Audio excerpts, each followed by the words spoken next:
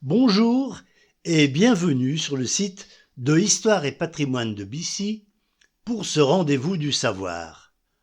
Aujourd'hui, les Égyptiens de Bissy. L'Égypte, ce n'est pas vraiment la porte à côté. Bonaparte y a conduit une expédition. C'était en 1798 et ce ne fut pas un franc succès. Pour des raisons économiques, stratégiques et culturelles aussi, les Britanniques et les Français ont longtemps été en concurrence dans ce pays où ils ont usé de leur influence. L'Égypte et la France entretiennent des liens culturels particulièrement étroits, avec notamment des écoles, des périodiques, des revues littéraires, des associations, des journaux, des émissions de radio, des conférences et du théâtre français, comme partie intégrante de la vie culturelle au Caire et à Alexandrie. C'est dans cet environnement francophone que sont éduqués nombre d'Égyptiens de la classe dirigeante. L'un de ceux-ci, et non des moindres, a une idée étonnante: devenir propriétaire à Bissy. Le saviez-vous? Ce 31 octobre 1905, à Chambéry, dans l'étude du notaire Clément Grumel, un Égyptien du nom de Wassif Boutros-Ghali appose sa signature au bas de l'acte de vente par lequel son père devient propriétaire, argent comptant, de 9 hectares de terrain et d'une maison à Bissy, à Chamoux-le-Haut.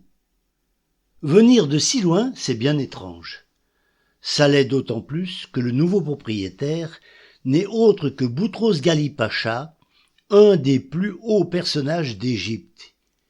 Il est ministre des Affaires étrangères de son pays et il deviendra Premier ministre d'Égypte 3 ans plus tard, avant d'être assassiné en février 1910.